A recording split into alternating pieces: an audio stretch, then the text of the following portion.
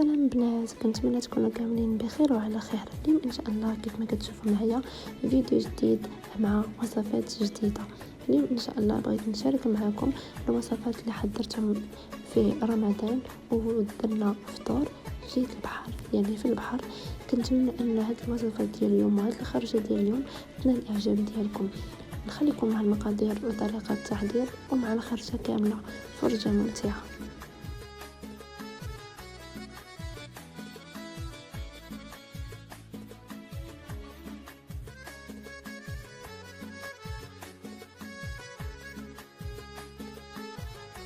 اول حاجه بغيت ننتهي معكم، يعني انا ما غاديش نحط لكم المقادير كامله، حتى كل واحده غنحط لكم اللي بغى الوصفه غادي تلقاوها في الفيديو في القناه ديالي.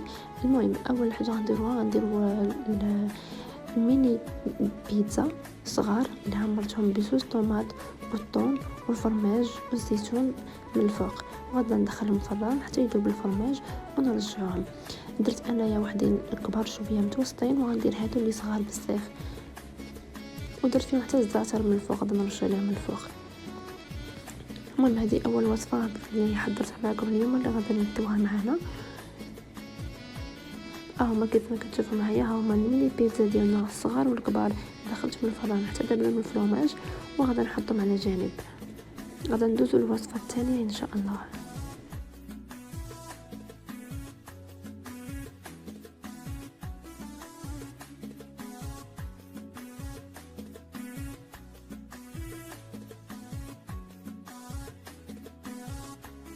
بالنسبه للوصفه الثانيه غادي نحضر معكم وجدت معايا مخمرات صغار كيف ما كتشوفوا هما دابا كنديرهم من بعد ما عجناهم وخمروا ودرناهم كرسناهم وخليتهم حتى خمروا واحد شويه عاد طيبتهم. وهنايا كيف ما كتشوفوا معايا هادو الميني برجر صغار كذلك حتى هما اللي عجناهم في الدار، وغادي ندخلهم حتى هما الفران حتى يطيبوا ونرجع لكم. هنا كيف ما كتشوفوا معايا الكفته من بعد ما عطرناها مزيان، وهذه هي اللي غنديروها على حسب البرجر. بالنسبه للبرجر بالنسبه للكفته غادي نديرها في هاد الليمون اللي صغار باش يجوني نفس القياس. غادي نحاول ندهنهم بالزيت مزيان، عاد غادي ندير فيهم الكفته ديالي وغادي ندخلهم للفران حتى كيطيبوا مزيان.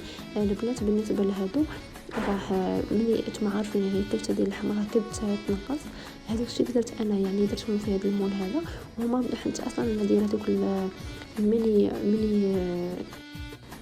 ميني برجر صغار، داكشي علاش غادي نديرهم في هذا المول هذا. وملي غادي يتنقصوا شويه غيجوني هما هذوك يعني نفس القياس، غيجوني كاملين قد كيف ما كتشوفوا. غادي نحاول ما نخليهمش يجيو غلاط بزاف، يجيو بين وبين. دابا غادي نكملهم وغندخلهم الفران. هنا كيف ما كتشوفوا معايا درنا معنا الدجاج حتى هو اللي درناه في المول وعطرناه مزيان يعني العطريه ديال الدجاج اللي بغيتو الوصفه راه كاينه في القناه ديالي. ودرت ليه من الفوق شويه ديال البصله ورشيت عليه شويه الزعتر من الفوق، وغادي ندخلو حتى هو كذلك الفران باش يتحمر ليا مزيان، وغادي ندوزو الوصفه اللي موراها. هنا كيف ما كتشوفوا معايا الميني برجر ها هما طابو صراحه كيجيو غزالين البنات. الا بغيتو العجينه ديالهم راه ديجا غتلقاوها في القناه ديالي. ما بغيتش نحط لكم الوصفات كاملين حيت كاينه الفيديوهات، حيت الفيديو غادي يجي طويل بزاف، داكشي علاش انا حاولت انني نلخصو لكم شويه. هنا كيف ما كتشوفوا العجينه كتكون خفيفه. وهنا كيف ما كتشوفوا معايا هادو غادي نصايب معايا الكنافه كذلك غادي نصايبها دابا. بالنسبه للكنافه الا بغيتو انا غادي نحط لكم الفيديو ديالها مورا هذا ان شاء الله، غنحط لكم الفيديو ديال الكنافه كيفاش صايبتها. صراحه كتجي غزاله بهذه الطريقه هذه، كتجي ما هي حلوه ما مالحه، كتجي زوينه. هنايا كيف ما كتشوفوا درتها من بعد ما وجدتها مع الزبده ودرتها في الفران حتى تحمرت ليا مزيان. غادي ندير ليها ديك القطرات غنرشهم عليها من الفوق، عاد ديك الساعه غادي ندير فيها الكريمه ديالي. بالنسبه للكريمه كي قلت لكم راه هي اللي غادي نديرها فيه دابا، هي ما مالحاش وما حلواش، يعني هي باش انا ما كيعجبنيش الحاجه تكون حلوه بزاف، ما كتعجبنيش الحاجه المالحه بزاف، داكشي علاش انني حاولت انني ندير بيناتهم بجوج. بالنسبه لهاد الكريمه هذه راه يعني شي حاجه اللي ساهله. درت فيها انايا غير جبلي ودرت معاه داك بيرلي الحلو، بالنسبه لكم اللي بغى يدير فيها بيلي مالح يديروا. انا حيت بغيت زعما نخلطها ما بين الملوح والملحه والحلاوه، ديك الساعه انا فكرت انني ندير فيها دانون بيلي هذاك الحلو. صافي دابا كيف ما كتشوفوا معايا ها غادي نحاول نقاد الكريمه ديالي فوق الكنافه ديالي كامله، وغادي نديرها نزوقها مزيان، وغادي نحطها حتى هي على جانب.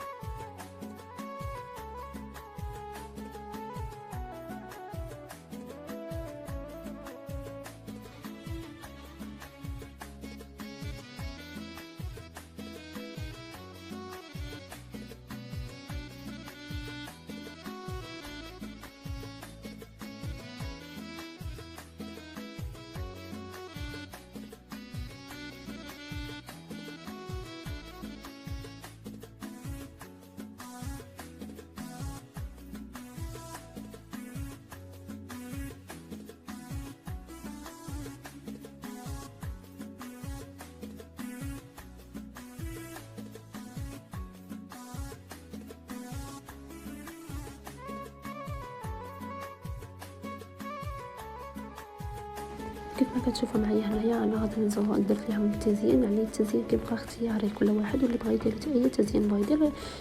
بالنسبه لي انا درت فيهم غير الفريطه حطيت عليهم من الفوق.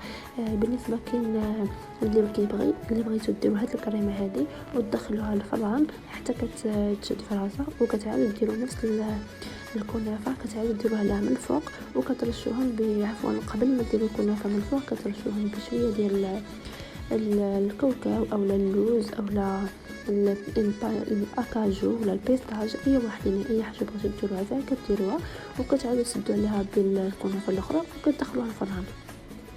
بالنسبه هنايا انا صوبنات البريوات كذلك صوبناهم، درت لي معماره عاديه كيف ما كتعرفوا. اذا بغيتوا الحشوات ديال البريوات غتلقاوهم في القناه ديالي. انايا هاد البريوات هادو درتهم ما مالحينش وما حلوينش، يعني خلطت ما بين الحلاوه والملحه، ما بغيناش نديو معنا كلشي مالح وكلشي حلو. داك الساعه قررنا اننا نخلطوا ما بين الحلاوه والملحه.